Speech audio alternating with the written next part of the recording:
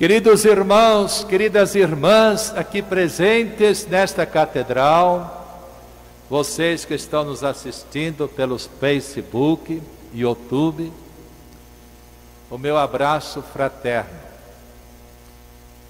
No domingo passado, no Evangelho, Jesus perguntou aos seus discípulos: que dizem os homens quem eu sou? E eles disseram: Senhor, é isso, é aquele, é aquilo.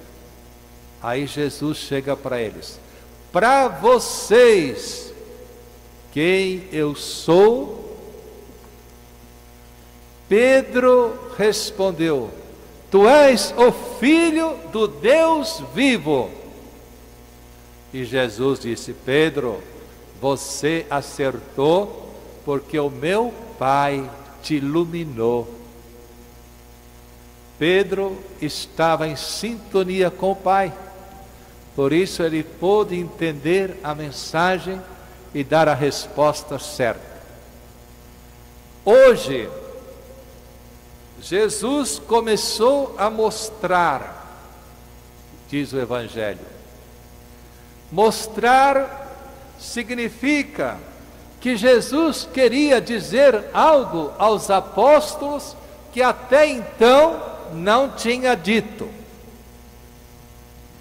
E como os apóstolos haviam afirmado de que ele era o Filho de Deus,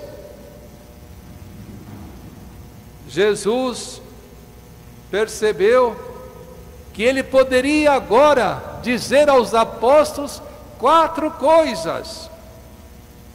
E estas 4 coisas estavam no plano de salvação de todas as pessoas, no plano de Deus.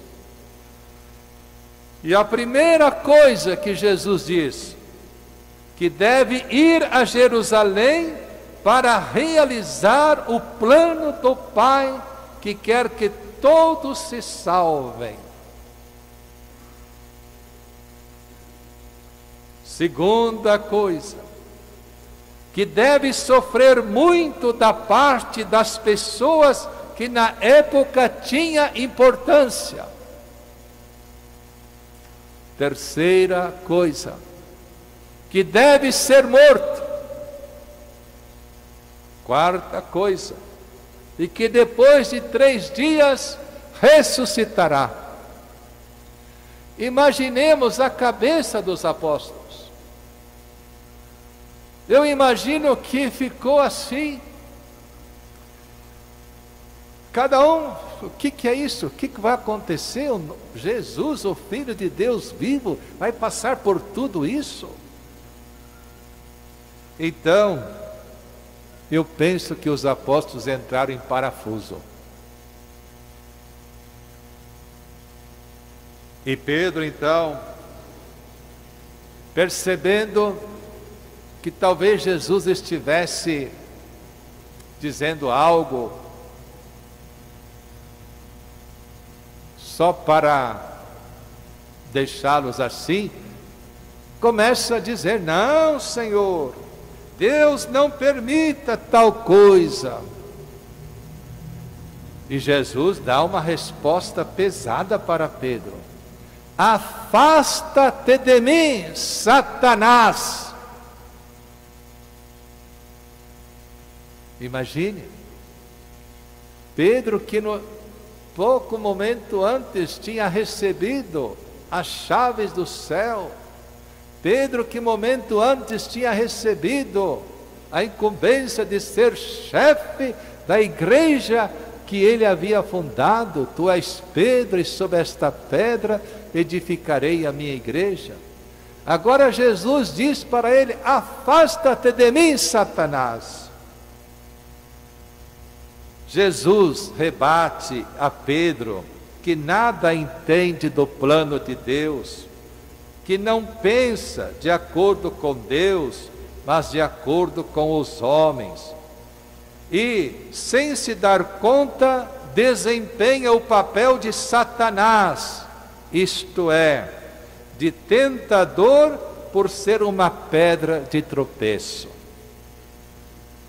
Nós ouvimos na primeira leitura o profeta Jeremias dizer para nós que o Senhor o seduziu de tal forma que ele não tinha como resistir. Nós ouvíamos no domingo passado o Evangelho que Pedro se abriu para Deus e por isso pôde revelar a grande verdade: Tu és o Cristo, o Filho do Deus vivo. E quando nós começamos a nos afastar de Deus, quando nós esquecemos de ter uma intimidade muito forte com Deus, nós começamos a analisar as coisas com os olhos do mundo. Nós começamos a ver as coisas com uma certa naturalidade do mundo, esquecemos de que nós somos peregrinos nesta terra, o nosso destino é o céu. Por isso nós temos que nos abrir para Deus, para conhecermos o seu plano e assim desempenhá-lo no dia a dia da nossa vida. E Jesus continuou: se alguém quer vir após mim, renuncie a si mesmo. Jesus não obriga ninguém, por isso diz: se quer, dependerá da decisão pessoal de cada um, seguir ou não o caminho de Jesus. Ele na frente e o discípulo atrás, procurando viver e fazer aquilo que ele viveu e faz. Portanto, irmãos, Jesus não obriga ninguém a segui-lo, mas se você quer ser meu discípulo, você deverá assumir a minha palavra em sua vida e ter a coragem de seguir-me. Se alguém quer vir após mim, se alguém quer vir, então todos nós somos livres, se queremos ou não seguir Jesus Cristo. Mas se quisermos segui-lo, deveremos testemunhar no nosso modo de viver o que Jesus, o Mestre, nos ensina.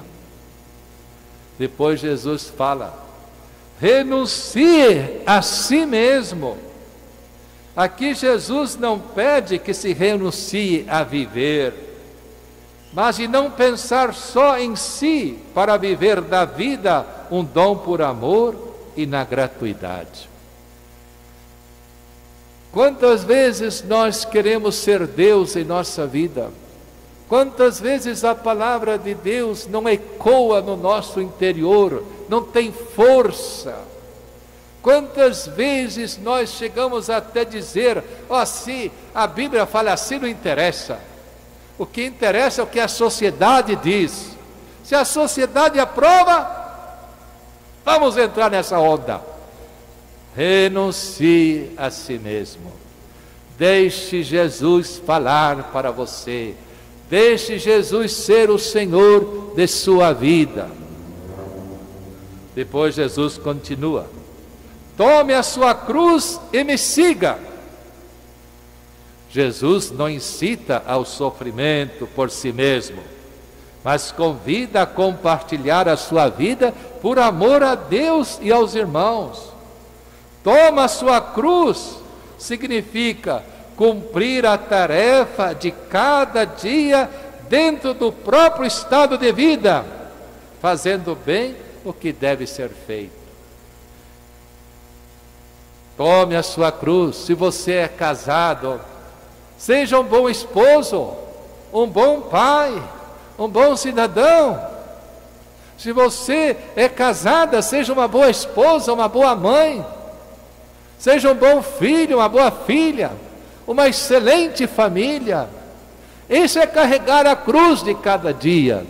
Se eu sou bispo, eu devo ser um bom bispo para carregar a cruz de cada dia sem reclamar.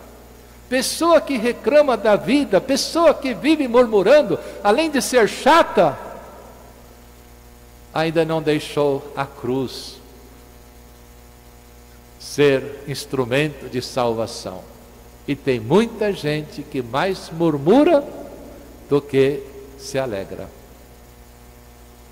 Quem quiser salvar sua vida, vai perdê-la. E quem perdê-la, vai ganhá-la. A experiência ensina: quem só corre atrás dos bens, nunca está satisfeito. Pensa de garantir sua vida e, na realidade, está estragando-a. Irmãos e irmãs, quando nós deixamos de depositar a nossa confiança em Deus, nós começamos a nos endeusar, e com isso, qualquer fracasso na vida profissional ou comunitária, a pessoa sofre. E muitos somem, largam tudo, perdem tudo, porque não sabem enfrentar os desafios que às vezes não estavam programados, como agora a pandemia, que muitos não sabem mais o que fazer. Alguns sabem muito bem, mas outros não. Então o Senhor quer que nós olhemos o nosso sentido, a vida eterna. O que adianta ganhar o mundo inteiro se vier perder a sua alma? Como diz o Papa Francisco, eu fui em muitos sepultamentos. O carro funerário levava o caixão do defunto, mas nunca vi o caminhão da mudança dele ir atrás. Então nós temos que aprender a desapegarmos das coisas, a usar as coisas do mundo para nos aproximar mais de Deus, mais do próximo, mais de nós mesmos, e nunca sermos instrumentos de escravidão, de escravo das coisas que possuímos. E o Senhor conclui: a tempo oportuno haverá retribuição. Termina o Evangelho com uma advertência: a tempo oportuno cada um receberá segundo sua conduta. Não adianta eu, aos olhos do mundo, parecer que eu sou muito feliz, que eu tenho muitas coisas. O importante é, aos olhos de Deus, eu ter muitas coisas para poder apresentá-lo no dia do julgamento, para poder entrar no céu. Isso que é importante. Queiramos ou não, este é o caminho do cristão, para não ser um cristão diluído. Esta palavra diluído, está muito comum nos dias de hoje na teologia pastoral. Queiramos ou não, este é o caminho do cristão para não ser um cristão diluído, isto é, um vinho aguado, que não se sabe se é vinho ou água. Amém.